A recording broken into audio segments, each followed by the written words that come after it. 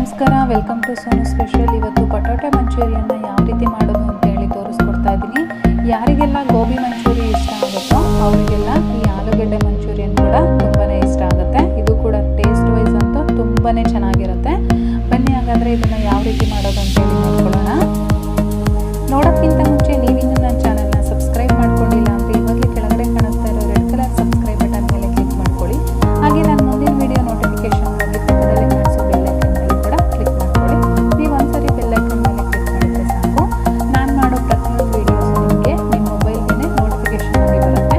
ಅವಾಗ ಎಲ್ಲರಿಗಿಂತ ಮುಂಚಿತವಾಗಿ ನೀವೇ ಆ ವಿಡಿಯೋನ ನೋಡ್ಬೋದು. ಬನ್ನಿ ಹಾಗಾದರೆ ಇವಾಗ ಆಲೂಗೆಡ್ಡೆನಲ್ಲಿ ಮಂಚೂರಿಯನ್ನ ಯಾವ ರೀತಿ ಮಾಡೋದು ಅಂತ ಹೇಳಿ ನೋಡೋಣ. ನಾನಿಲ್ಲಿ 3 ಆಲೂಗೆಡ್ಡೆನ ಈ ರೀತಿ ಸಿಪ್ಪೆ ತೆಗೆದಿಟ್ಕೊಂಡಿದ್ದೀನಿ.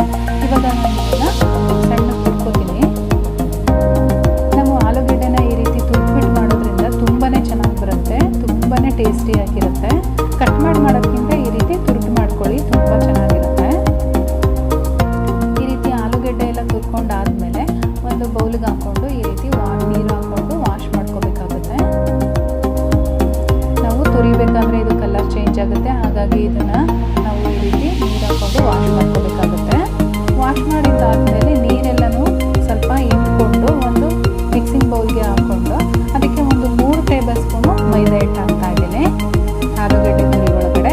ಇವಾಗ 3 ಟೇಬಲ್ ಸ್ಪೂನು ಕಾರ್ನ್ಫ್ಲೋರ್ ಕೂಡ ಹಾಕ್ತಾ ಇದ್ದೀನಿ.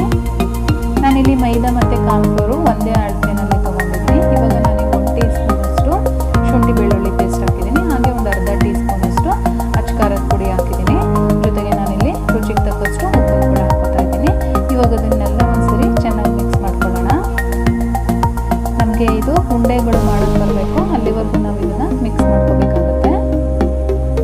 ನಾನು ಇದಕ್ಕೆ ನೀರನ್ನೇನು ಆ್ಯಡ್ ಮಾಡಿಲ್ಲ, ಆಲೂಗೆಡ್ಡೆನಲ್ಲೇ ಮತ್ತು ನೀರಿನ ಅಂಶ ಇರೋದ್ರಿಂದ ಈ ರೀತಿ ನೀಟಾಗಿ ಬರುತ್ತೆ. ಇವಾಗ ಚಿಕ್ಕ ಚಿಕ್ಕ ಉಂಡೆಗಳನ್ನಾಗಿ ಒಂದು ಪ್ಲೇಟ್ನಲ್ಲಿ ಎತ್ತಿಟ್ಕೊಳ್ಳೋಣ. ಈ ರೀತಿಯಾಗಿ ಈ ಪ್ರೊಸೀಜರ್ ಮಾಡಬೇಕಾದ್ರೆ ಎಣ್ಣೆನ ಬಿಸಿ ಮಾಡೋಕ್ಕೆ ಇಟ್ಟಿರಿ. ನೋಡಿ, ಇವಾಗ ಎಲ್ಲ ಉಂಡೆಗಳು ಮಾಡ್ಕೊಂಡಾಗಿದೆ. ಈಗ ನಾನು ಫಸ್ಟ್ ಬ್ಯಾಚನ್ನ ಎಣ್ಣೆ ಕಾಯ್ದಿದೆ ಅದರೊಳಗಡೆ ಹಾಕ್ತಾ ಇದ್ದೀನಿ. ನಾವು ಉಂಡೆಗಳನ್ನ ಮಾಡ್ಕೊಂಡ ತಕ್ಷಣ ಇಮಿಡಿಯೇಟಾಗಿ ಎಣ್ಣೆಗೆ ಹಾಕಬೇಕು, ಇಲ್ಲಾಂದರೆ ನಾವು ಅದರೊಳಗಡೆ ಉಪ್ಪು ಹಾಕಿರ್ತೀವಿ ಮತ್ತು ಆಲೂಗೆಡ್ಡೆಲಿ ಕೂಡ ನೀರಿನ ಅಂಶ ಇರುತ್ತೆ, ತೆಳುವಾಗ್ಬಿಡುತ್ತೆ. ಸೊ ಹಾಗಾಗಿ ನಾವು ಇಮಿಡಿಯೇಟಾಗಿ ಎಣ್ಣೆನ ಹಾಕ್ಕೊಂಡು ಈ ರೀತಿಯಾಗಿ ನಾವು ಡೀಪ್ ಫ್ರೈ ಮಾಡ್ಕೋಬೇಕಾಗುತ್ತೆ. ನಾವು ಇದನ್ನು ಮೀಡಿಯಮ್ ಫ್ಲೇಮಲ್ಲಿ ಇಟ್ಕೊಂಡು ಫ್ರೈ ಮಾಡ್ಕೋಬೇಕಾಗುತ್ತೆ. ಹೈ ಫ್ಲೇಮ್ ಏನಾದರೂ ಇತ್ತು ಅಂತ ಅಂದರೆ ಒಳಗಡೆ ಸಾಫ್ಟ್ ಆಗಿರುತ್ತೆ, ಮೇಲ್ಗಡೆ ಕ್ರಿಸ್ಪಿ ಆಗಿರುತ್ತೆ. ನಮಗೆ ಒಳಗಡೆನೂ ಕೂಡ ಕ್ರಿಸ್ಪಿಯಾಗಿ ಬರಬೇಕು ಅಂತ ಅಂದರೆ ನಾವು ಮೀಡಿಯಮ್ ಫ್ಲೇಮಲ್ಲಿ ಇಟ್ಕೊಂಡು ಸುಮಾರು ಒಂದು 8 ರಿಂದ 10 ನಿಮಿಷಗಳ ಕಾಲ ಇದನ್ನು ಫ್ರೈ ಮಾಡ್ಕೋಬೇಕಾಗುತ್ತೆ. ನೋಡಿ, ಇವಾಗ ಸುಮಾರು ಒಂದು 8 ನಿಮಿಷಗಳಾಗಿದೆ ನಾನು ಇದಾಕಿ. ಇವಾಗ ನೋಡಿ ಎಷ್ಟು ಕಲರ್ ಚೇಂಜ್ ಆಗಿದೆ, ಎಷ್ಟು ಕ್ರಿಸ್ಪಿಯಾಗಿ ಬಂದಿದೆ ಅಂತ ಹೇಳಿ. ಇವಾಗ ಇದನ್ನು ನಾನು ಹೊರಗಡೆ ತಗೋತೀನಿ. ಅದೇ ರೀತಿಯಾಗಿ ನಾನು ಇನ್ನೊಂದು ಬ್ಯಾಚ್ ಕೂಡ ಡೀಪ್ ಫ್ರೈ ಮಾಡ್ಕೋತಾ ಇದ್ದೀನಿ. ಸೆಕೆಂಡ್ ಬ್ಯಾಚು ಕೂಡ ರೆಡಿಯಾಗಿದೆ. ಇವಾಗ ಇದನ್ನು ಕೂಡ ನಾನು ಹೊರಗಡೆ ತೆಗೆದಿಟ್ಕೊಂಡಿರ್ತೀನಿ. ಇವಾಗ ನಾನಿಲ್ಲಿ ಒಂದು ಫ್ರೈಯಿಂಗ್ ಪ್ಯಾನ್ಗೆ ಸುಮಾರು 1 ಟೇಬಲ್ ಸ್ಪೂನಷ್ಟು ಎಣ್ಣೆನ ಹಾಕ್ಕೊಂಡಿದ್ದೀನಿ. ಇದಕ್ಕೆ ಒಂದು ಬೆಳ್ಳುಳ್ಳಿನ ಈ ರೀತಿ ಚಿಕ್ಕದಾಗಿ ಕಟ್ ಮಾಡಿ ಹಾಕಿದ್ದೀನಿ. ಹಾಗೆ ಒಂದು ಈರುಳ್ಳಿನ ಮೀಡಿಯಮ್ ಸೈಜಲ್ಲಿ ಕಟ್ ಮಾಡಿಕೊಂಡು ಈ ರೀತಿ ಫ್ರೈ ಮಾಡ್ಕೋತಾ ಇದ್ದೀನಿ ಹಾಕ್ಕೊಂಡು. ಇವಾಗ ಇದಕ್ಕೆ ಸ್ಪ್ರಿಂಗ್ ಆನಿಯನ್ ಹಾಕ್ತಾ ಇದ್ದೀನಿ. ಜೊತೆಗೆ ನಾನಿಲ್ಲಿ ಕ್ಯಾಪ್ಸಿಕಮ್ ಕೂಡ ಹಾಕ್ತಾ ಇದ್ದೀನಿ. ನಿಮಗೆ ಕಲರ್ ಕ್ಯಾಪ್ಸಿಕಮ್ ಸಿಕ್ಕರೆ ಅದನ್ನು ಕೂಡ ಆ್ಯಡ್ ಮಾಡ್ಕೊಳ್ಳಿ, ತುಂಬಾ ಚೆನ್ನಾಗಿರುತ್ತೆ. ಇವಾಗ ಸುಮಾರು ಒಂದು 2 ನಿಮಿಷಗಳ ಕಾಲ ಇದನ್ನು ಫ್ರೈ ಮಾಡ್ಕೋಬೇಕಾಗತ್ತೆ.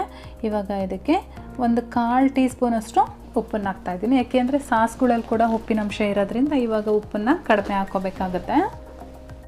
ಇವಾಗ ನಾನಿಲ್ಲಿ 1 ಟೀ ಸ್ಪೂನಷ್ಟು ವಿನೆಗರು, ಹಾಗೆ ಒಂದು ಅರ್ಧ ಟೀ ಸ್ಪೂನಷ್ಟು ಸೋಯಾ ಸಾಸ್ ಹಾಕ್ತಾಯಿದ್ದೀನಿ. ಜೊತೆಗೆ ನಾನಿಲ್ಲಿ 1 ಟೀ ಸ್ಪೂನಷ್ಟು ಗ್ರೀನ್ ಚಿಲ್ಲಿ ಸಾಸ್ ಹಾಕ್ತಾಯಿದ್ದೀನಿ. ಹಾಗೆ 1 ಟೀ ಸ್ಪೂನಷ್ಟು ರೆಡ್ ಚಿಲ್ಲಿ ಸಾಸ್ ಹಾಕ್ತಾಯಿದ್ದೀನಿ. ಇದರ ಜೊತೆಗೆ ನಾನು ಸುಮಾರು 2 ಟೀ ಸ್ಪೂನಷ್ಟು ಟೊಮೊಟೊ ಕೆಚಪ್ ಹಾಕ್ತಾಯಿದ್ದೀನಿ. ಈ ಪ್ರೊಸೀಜರ್ನ ನಾವು ಫುಲ್ಲು ಐ ಫ್ಲೇಮಲ್ಲಿ ಇಟ್ಕೊಂಡು ಮಾಡ್ಕೋಬೇಕಾಗುತ್ತೆ. ಇವಾಗ ಸುಮಾರು 1 ನಿಮಿಷಗಳ ಕಾಲ ಇದನ್ನು ಫ್ರೈ ಮಾಡ್ಕೊಳ್ಳೋಣ. ಇದರ ಜೊತೆಗೆ ನಾನಿಲ್ಲಿ ಒಂದು ಬೌಲಲ್ಲಿ 1 ಟೀ ಸ್ಪೂನಷ್ಟು ಕಾರ್ನ್ಫ್ಲೋರ್ ಹಾಕ್ಕೊಂಡು ಅದಕ್ಕೊಂದು ಸ್ವಲ್ಪ ನೀರು ಹಾಕ್ಕೊಂಡು ಎರಡನ್ನೂ ನೀಟಾಗಿ ಒಂದ್ಸರಿ ಮಿಕ್ಸ್ ಮಾಡ್ಕೊಳ್ಳೋಣ. ಈ ಮಿಕ್ಸ್ ಮಾಡಿದ ನೀರನ್ನು ಈಗ ಇದರೊಳಗಡೆ ಈ ಸಾಸ್ ಒಳಗಡೆ ಅದನ್ನು ಹಾಕ್ಕೋಬೇಕಾಗುತ್ತೆ. ಈ ರೀತಿ ನಾವು ಕಾರ್ನ್ಫ್ಲೋರ್ ಮಿಕ್ಸ್ಚರ್ ಹಾಕೋದ್ರಿಂದ ನಮಗೆ ಕ್ರಿಸ್ಪಿನೆಸ್ ಆಗಿ ಬರುತ್ತೆ, ತುಂಬಾ ಚೆನ್ನಾಗಿರುತ್ತೆ. ಮತ್ತು ನಾವು ಏನು ಮಸಾಲ ಹಾಕಿದ್ದೀವಿ ಆ ಮಸಾಲ ಎಲ್ಲ ನಮ್ಮ ಮಂಚೂರಿಯನ್ಗೆ ನೀಟಾಗಿ ಹಿಡಿಯುತ್ತೆ. ಇವಾಗ ನೋಡಿ ಚೆನ್ನಾಗಿ ಕುದೀತಾ ಇದೆ. ಈ ಕುದಿಯೋ ಟೈಮಲ್ಲಿ ನಾವು ಮಂಚೂರಿಯನ್ ಬಾಲ್ಸ್ ಮಾಡಿ ಇಟ್ಕೊಂಡಿದ್ದೀವಲ್ಲ, ಇದನ್ನು ಇದರೊಳಗಡೆ ಹಾಕ್ಕೊಳ್ಳೋಣ. ಇದನ್ನು ಹಾಕ್ಕೊಂಡಾದ್ಮೇಲೆ ಚೆನ್ನಾಗಿ ಒಂದ್ಸರಿ ಫ್ರೈ ಮಾಡ್ಕೊಳ್ಳೋಣ. ಫುಲ್ ಐ ಫ್ಲೇಮಲ್ಲೇ ಇರಲಿ ಈ ಟೈಮಲ್ಲಿ.